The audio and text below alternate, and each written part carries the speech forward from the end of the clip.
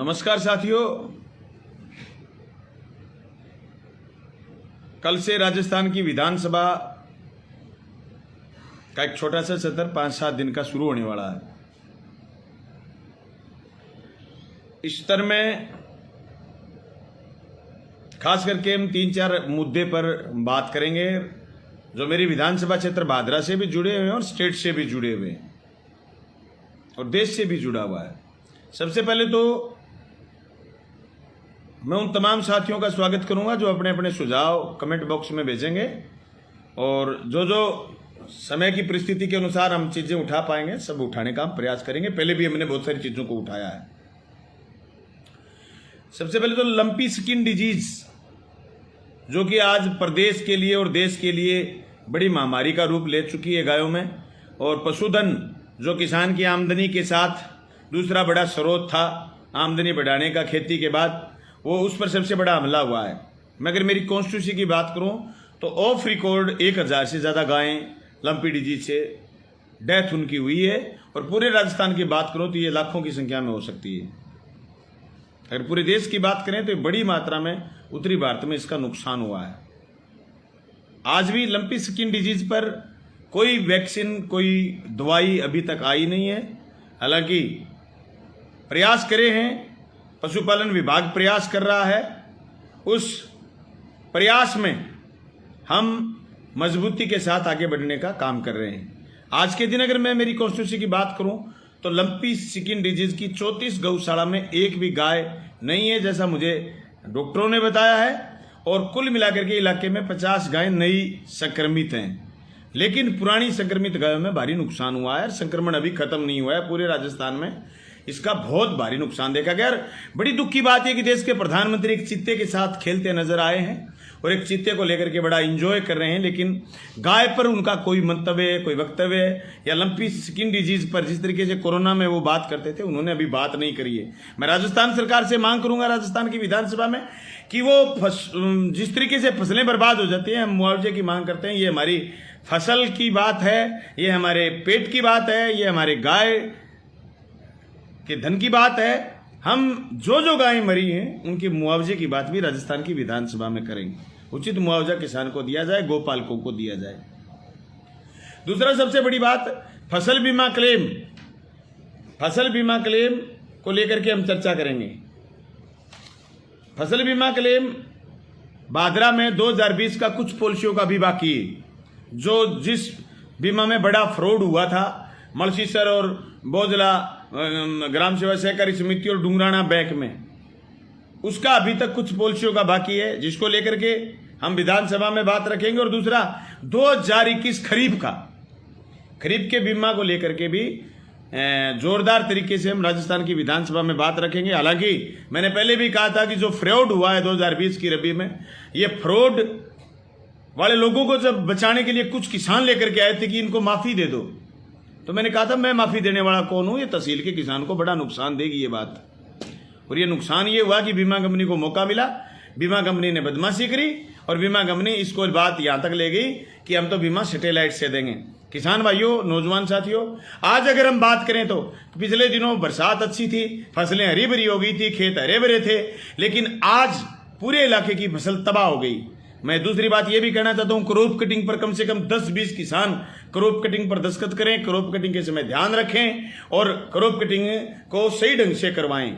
हमें कोई मतलब नहीं इस बात से कि हमें फ्रॉड करने वाले लोग क्या कर रहे हैं। हमें इस बात से मतलब है कि हम क्रॉप कटिंग सही कराएं, प्लॉट को सही पैमाइश करवाएं। प्लॉट वही जो राजस्व बोर्ड अजमेर ने सुझाया है, उस प्लॉट को तब बदला जाए जब परिस्थिति अलग हो। जैसे मूंग का प्लॉट है, मूंग का प्लॉट राजस्व बोर्ड से आया खसरा नंबर 153 में, वो 153 में मूंग है ही नहीं, तो नेक्स्ट खसरा 159 दिखाया गया है, तो 159 में जाइए। 159 को बीच में छोड़ करके आप सीधा 189 पर नहीं जा सकते। इस तरीके से फसल बीमा के लिए महत्वपूर्ण चीज है क्रॉप कटिंग।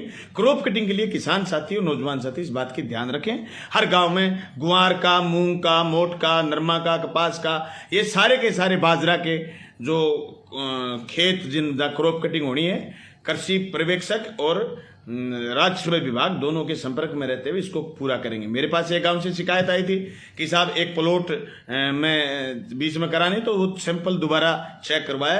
रही बात बीमा कंपनी की, बीमा कंपनी के पेट में बड़ा भारी दर्द है।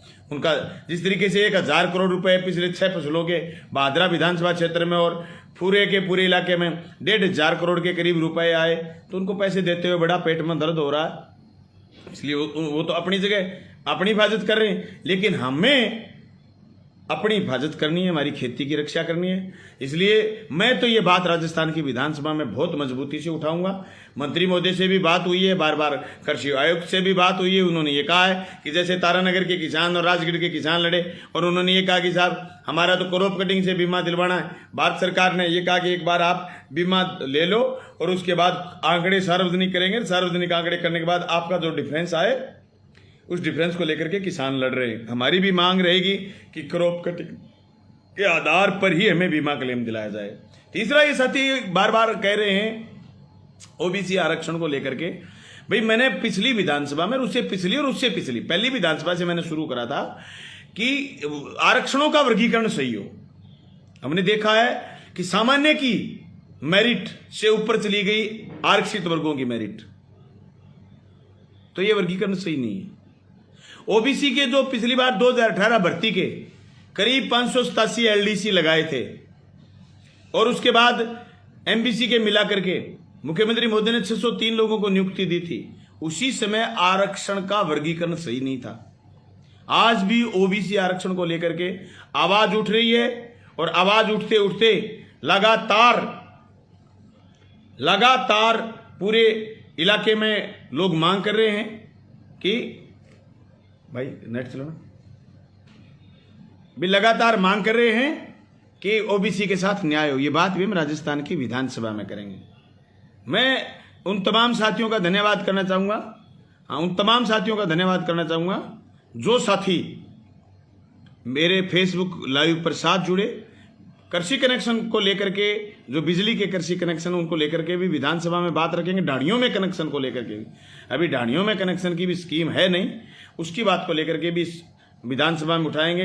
एक साथी का मैसेज आया कि 3rd ग्रेड के ट्रांसफर को लेकर के, जरूर साथियों, 3rd ग्रेड के अध्यापक अध्यापिकाएं भी, बहनें, हमारी बेटियां, भतीजियां, भांजियां सब बाहर बैठी हैं, सब कहती हैं। टीएसपी के साथी भी कह रहे हैं नॉन टीएसपी में समायोजन करो। साथियों, आपकी बात बार बार उठाई है, इसको अब फिर उठाएंगे। और दूसरी बात, जो यूटीबी नर्सेज का ज्वाइनिंग दिलवाने की बात है, सीएचसी की आवाज़ उठाने की बात है, राजस्थान भाषा की मान्यता के मुद्दों को भी उठाने की बात है।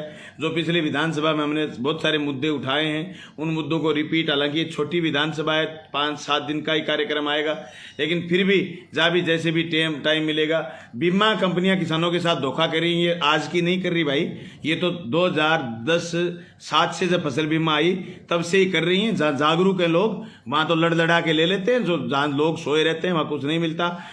नौर को जिला बनाने के बारे में बात करें भाई, इसके संबंध में भी बात राजस्थान की विधानसभा में उठाने का हम प्रयास करेंगे। और दूसरे जो मसले हैं जमीन से जुड़े हुए, एक तो सबसे बड़ी बात यह कि साथियों का मैसेज आया कि खाद्य सुरक्षा के 20 लाख फॉर्म दोबारा भरवा लिए गए, लेकिन खाद्य सुरक्षा में भी लोगों को जोड़ा नहीं है। खाद्य सुरक्षा में भी लोगों को जुड़वाने के लिए बात मैं बड़ी मजबूती के साथ विधानसभा में रखूंगा। आपने जो सुझाव दिए हैं, एक सुझाव को, एएनएम 2013 की भर्ती पहले भी उठाया, इस भर्ती को विधानसभा में अब भी उठाएंगे। साथियों, हमने बहुत सारे मसले विधानसभा में उठाए, कंप्लीट हो गए, और जो कंप्लीट नहीं हुए उनको भी उठाने का प्रयास करेंगे। मैट के पैसे, ये बात भी सही है, मैट के पैसे जो अभी तक आए नहीं, 2 साल से मैटों के जो नरेगा में मैट लगे हुए उनके भुगतान करवाने का भी प्रयास करेंगे। ये बात भी विधानसभा में मजबूती के साथ हम उठाएंगे। आपकी एक बात हमने नोट करी है, और ये जालोर की